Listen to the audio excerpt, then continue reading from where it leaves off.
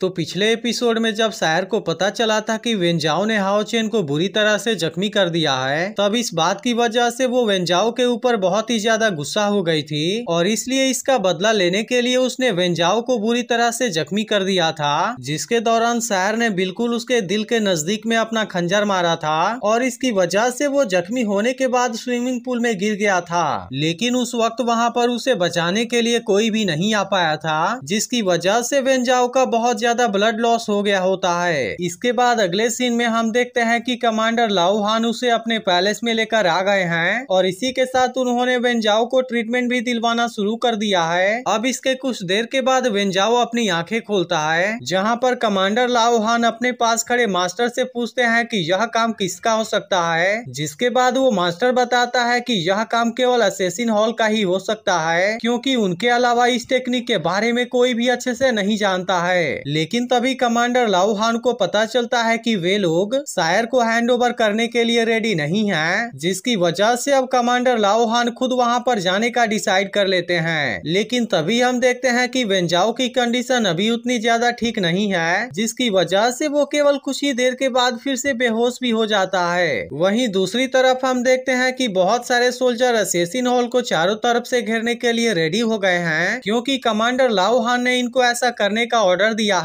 और इसीलिए अब ये सभी असेसिन हॉल को चारों तरफ से घेर कर खड़े हो जाते हैं। इसके बाद इनका लीडर असेसिन हॉल के लोगों से बताता है कि हम यहाँ पर मर्डरर को पकड़ने आए हैं और अब इसके लिए ये सभी पूरी तरह से रेडी भी हो गए होते हैं। लेकिन फिर भी हम देखते हैं कि असेसिन हॉल के लोग अभी भी इनको अंदर नहीं जाने दे रहे और इसीलिए अभी भी वे लोग इनके सामने खड़े होते हैं। इसके बाद अगले सीन में हम शैडो वर्ल्ड का सीन देखते हैं, जहाँ पर एक बहुत ही पावरफुल मास्टर बैठा हुआ था और अब शैडो मास्टर इसे बाहर की सिचुएशन के बारे में बताने के लिए आता है। तब वो मास्टर शैडो मास्टर से कहता है कि तुम कमांडर लाओ हान को अंदर आने दो और इसके बाद जो भी होने वाला है मैं उसे मैनेज कर लूंगा। अब इसकी यह बात सुनने के बाद शैडो मास्टर तुरंत यहाँ से वापस चला जाता है, जिसके बाद इसका सीनियर अपने शैडो को वापस खींच लेता है और इसके बाद हम देखते हैं कि बाहर असेसिन हॉल के लोग अभी भी वॉरियर टेम्पल के सोल्जर्स को अंदर नहीं आने दे रहे, जिसकी वजह से वॉरियर हॉल के सोल्जर का चीफ इनके ऊपर गुस्सा हो जाता है और फिर इनसे कहता है कि मैं इस बार तुमसे आखिरी बार पूछ रहा हूँ। और इसके बाद वो इनसे पूछता है कि क्या तुम अभी भी हमको अंदर नहीं जाने दोगे।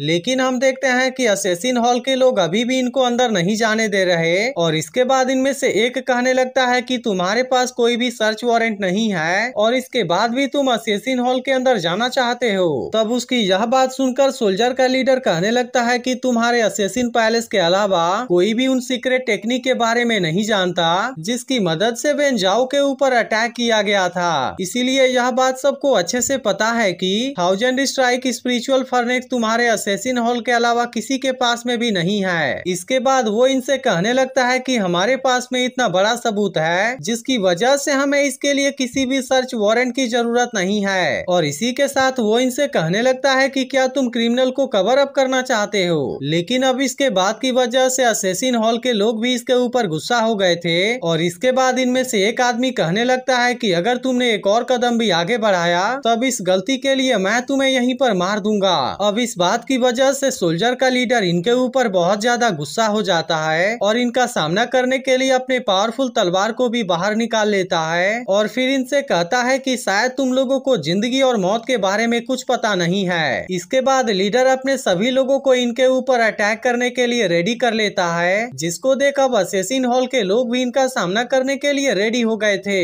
इसके बाद ये लोग एक दूसरे के ऊपर अटैक करना शुरू भी कर देते हैं और इसके दौरान असेसिन हॉल के लोग लीडर को चारों तरफ से घेर लेते हैं। लेकिन तभी इसी वक्त कमांडर लाओ हान यहाँ पर आ जाते हैं और वो अपने पावर का यूज करके असेसिन हॉल को लोगों को एक झटके में रोक देते हैं। अब इस बात की वजह से ये सभी लोग पूरी तरह से हैरान हो गए थे और जब वे लोग पीछे देखते हैं तो इनको वहाँ पर कमांडर लाओ हान दिखाई देते हैं, जिनके आसपास हम बहुत ही खतरनाक पावर को देख पाते हैं। अब इनको देखते ही ये सभी लोग लाओ हान को रिस्पेक्ट देते हैं और इसी के साथ असेसिन हॉल के लोग भी लाओ हान को रिस्पेक्ट देते हैं। लेकिन अब इनके ऐसी हरकत के वजह से लाओ हान इनके ऊपर गुस्सा हो गए थे और वो इनसे कहने लगते हैं कि तुम सभी ने एक दूसरे के साथी के ऊपर भी अटैक कर दिया और इस बात के लिए लाओ हान इनको बहुत बुरे तरीके से डांट लगाते हैं और फिर इनसे कहते हैं कि अलायंस ने तुम्हें यही सिखाया है। लेकिन तभी तभी इसी वक्त शैडो मास्टर भी यहाँ पर आ जाता है और वो लाओ हान को रिस्पेक्ट देते हुए बताता है कि शैडो टेम्पल के मास्टर आपसे मिलना चाहते हैं। जिसके बाद लाओ हान गुस्से में अपने पावर का यूज करते हैं और वो केवल एक झटके में इसके पीछे आकर खड़े हो जाते हैं, जिसे देख शैडो मास्टर भी पूरी तरह से हैरान हो जाता है। इसके बाद हम देखते हैं कि कमांडर लाओ हान शैडो टेम्पल के अंदर आते हैं, जहाँ पर शैडो टेम्पल का मास्टर बिल्कुल इनके सामने ही बैठा हुआ था।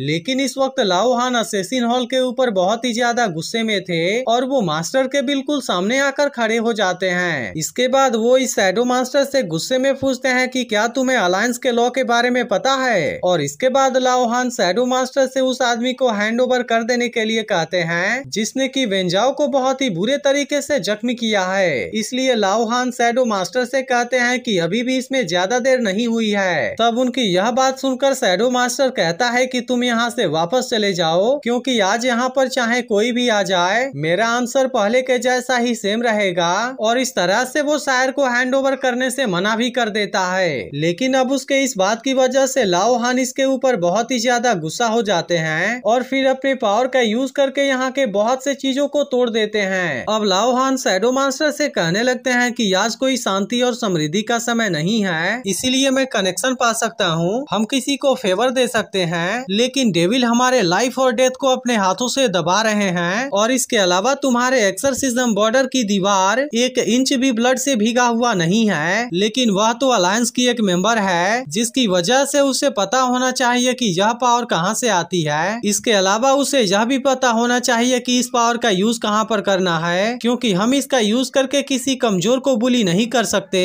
और न ही इसका यूज करके हम किसी अपने साथी को जख्मी कर सकते हैं। अब इस वक्त लाओ हान शैडो मास्टर के ऊपर बहुत ही ज्यादा गुस्सा हो गए थे और फिर कहने लगते हैं कि उसके दिल में केवल स्वार्थ भरा हुआ है, जिसकी वजह से वो सोल ऑफ बैटलफील्ड में कैसे खड़ा रह सकती है। लेकिन हम देखते हैं कि लाओ हान के इतना सब करने के बाद भी शैडो मास्टर इसके बारे में कुछ भी बात नहीं करता, जिसके बाद लाओ हान समझ जाते हैं कि उसे इसके बारे में कोई चिंता नहीं है। इसीलिए अब वो यहाँ से जाने लगते हैं और इसी के साथ वो शैडो मास्टर से बताते हैं कि मैंने इस मैटर को अलायंस के हाथों में सौंप दिया है, इसलिए मुझे अब इस बात से कोई फर्क नहीं पड़ता कि उसका बैकग्राउंड क्या है और इस वक्त उसके पीछे किसका हाथ है, इसलिए मैं अब उसके ऊपर थोड़ी भी दया नहीं दिखाऊंगा। लेकिन तभी शैडो मास्टर लाओ हान से कहने लगता है कि इतने सालों के बाद भी तुमने अपने आंखों में रेत का एक दाना भी नहीं जाने दिया और इसके अलावा तुम तो खुद अपने ग्रैंडसन को भी वॉरियर पैलेस से निकालना चाहते हो। और फिर इतना कहने के बाद शैडो मास्टर लाओ हान के सामने आकर खड़ा हो जाता है, जिसके बाद हम देखते हैं कि इस जगह में चारों तरफ शैडो फैल जाती है और इस पूरे जगह में बिल्कुल अंधेरा हो जाता है। इसके बाद शैडो मास्टर लाओ हान से कहता है कि मैं तुम्हें बता सकता हूँ कि तुम अभी भी अपने लाइफ में कोई फ्रेंड क्यों नहीं बना पाए, लेकिन इसके लिए तुम्हें प्रॉमिस करना होगा कि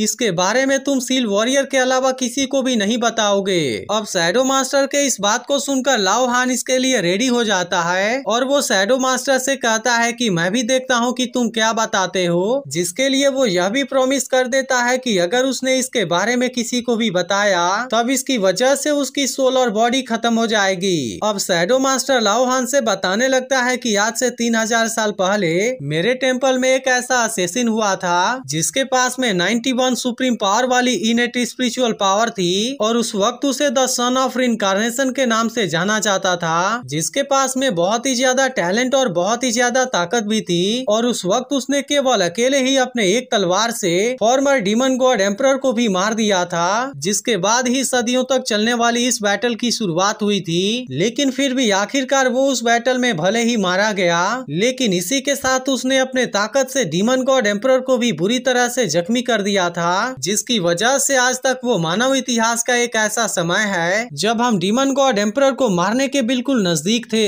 इसके बाद शैडो मास्टर लाओ हान से बताता है कि उसके बाद अगले 3000 सालों में आज तक उसके जैसा कोई भी जीनियस पैदा नहीं हुआ था, लेकिन फिर उसके 3000 साल के बाद रिनकार्नेशन वर्जिन फिर से अर्थ पर वापस आई थी और फिर हमें पता चलता है कि वो कोई और नहीं बल्कि शायर है, जिसके पास में लेजेंडरी 100 पॉइंट वाली इनेट इनर स्पिरिचुअल पावर है। अब इसके बारे में पता चलने पर लाओ हान पूरी तरह से हैरान हो जाता है और फिर वो शैडो मास्टर से कहता है क्या तुम्हें पूरा यकीन है कि वही रिनकार्नेशन वर्जिन है, जिसके बाद शैडो मास्टर इस बात के लिए हाँ कर देता है। और अब इस बात की वजह से लाओ हान और भी ज्यादा हैरान हो गया था। अब इसका अगला एपिसोड भी कुछ घंटों में अपलोड हो जाएगा, लेकिन अगर आपने इसके पिछले एपिसोड को मिस कर दिया हो तो लेफ्ट वाली वीडियो जरूर देख लेना, और एक्सप्लेनेशन अच्छी लगी हो तो वीडियो को लाइक भी जरूर कर देना।